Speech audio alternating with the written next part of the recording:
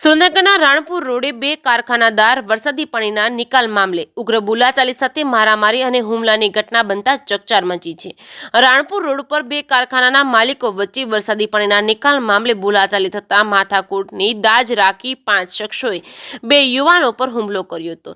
જાતિ વિષયક અપમાનિત કરી જેમ ફાવે તેમ અપશબ્દોનો વરસાદ વરસાવી કારને નુકસાન પહોંચાડતા આ મામલે ધંધુકા પોલીસ મથકે 5 શખ્સો વિરુદ્ધ ફરિયાદ નોંધાઈ છે. મૂળ ઉદયપુર રાજસ્થાનના વતની અને હાલ ધંધુકાનંદ સોસાયટીમાં રહેતા અભયકુમાર પારસમલ ખીચી અને ફુવાનો દીકરો દેવેન્દ્ર રાજુભાઈ સમરિયા જેઓ ધંધુકા રાણપુર રોડ પર આવેલા બજરંગ ઇન્ડસ્ટ્રીઝ ખાતે હાજર હતા અને તે દરમિયાન બાજુમાં આવેલા જીન માલિક સાથે વરસાદી પાણીના નિકાલ બાબતે ઝઘડો ચાલતો હતો. ઝઘડાની દાજ રાખી પૃથ્વીરાજસિંહ ઉર્ફે પતુભા, શાંતુભા ચુડાસમા, જયપાલસિંહ પૃથ્વીરાજસિંહ ચુડાસમા, કિશોરસિંહ શાંતુભા ચુડાસમા, કુલદીપસિંહ કિશોરસિંહ ચુડાસમા, જિગ્નેશસિંહ મનરસિંહ ચુડાસમા સહિતના શખ્સોએ એક સંપ કરી ગેરકાયદેસર મંડળી રચી કારખાનામાં ઘસી આવી દેવેન્દ્રભાઈ અને અભયકુમારને અપશબ્દોનો વરસાદ વરસાવીને જાતિ વિષયક અપમાનિત કરી ઢીકાપાટનો માર મારી બહાર પડેલ કારને 30,000નું નુકસાન કરી ફેક્ટરી સળગાવી દેવાનું કહી જાનથી મારી નાખવાની ધમકી આપી હતી.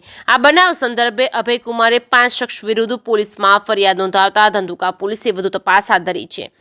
જે કેસની ગુજરાતી સાથે મહેશ ઉતરિયા, સુરેન્દ્રનગર. મારું નામ રાજુભાઈ એમ સામરિયા.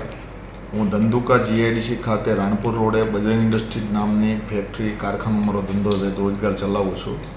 ગઈ તારીખ 17/7/2025ના રોજ 5 આરોપી મારા ગોડાઉનમાં તીક્ષ્ણ હથિયાર એટલે કોર્સ લઈને ગેરકાયદેસર રીતે ઘૂસી અને મારા પ્રિમાઇસીસમાં આવી લેડી તથા જેન્ટ્સ મારા સ્ટાફ તથા મારા શાળાનો દીકરો અભય અને મારા દીકરાને જાતિ વિશે ગાળો આપી અને મા બેન સમયે ગાળો આપી અને મારી પાર્કિંગમાં પડેલી ફોર્ચ્યુનર કારને કોસ વડે નુકસાન પહોંચાડેલ. હોન્ડાને મારા કારીગરના હોન્ડાને બી કોસ વડે તીક્ષ્ણ હથિયાર વડે નુકસાન પહોંચાડેલ. અને આ લોકોને આ બધી વસ્તુની ટોટલ સીસીટીવી ફૂટેજ હોવા છતાં પોલીસને હું 17/7/2025ના ત્યાં જે તે અધિકારીને ફરિયાદ દેવા ગયેલ, પણ તે સમયે ફરિયાદ નહોતી દીધી. 40 દિવસ પછી ગઈ તારીખ 26/8/2025ના રોજ સાંજે 7 વાગે ફરિયાદ મારી દાખલ કરી એ લોકોએ અને ફરિયાદ દાખલ થયા પછીના 24 કલાક થઈ ગયા, પણ હજી સુધી જે આરોપી છે એમની અટકાયત કે ધરપકડ થઈ નથી. અને હું એવી આશા રાખું છું કે એમની ધરપકડ કરી અને મને યોગ્ય ન્યાય મળે. અને આ જે તમામ 5 આરોપી છે એ મોટી રાજકીય વગ ધરાવે છે, એપીએમસીના વાઇસ ચેરમેન છે અને આ લોકોનો ગુનાહિત ઇતિહાસ છે. અને ધંધુકા તાલુકામાં આ લોકોની છાપ એક દબંગ માણસો વ્યક્તિ તરીકે છે. એટલે જેથી કરીને રાજકીય વગના કારણે જે તે અધિકારીએ આ 40 દિવસ પછી ફરિયાદ લીધી દબાણમાં આવીને, એટલે એ મને જાણવા મળેલું. પણ હવે જે થયું, હવે મને ન્યાય અપાવવા વિનંતી.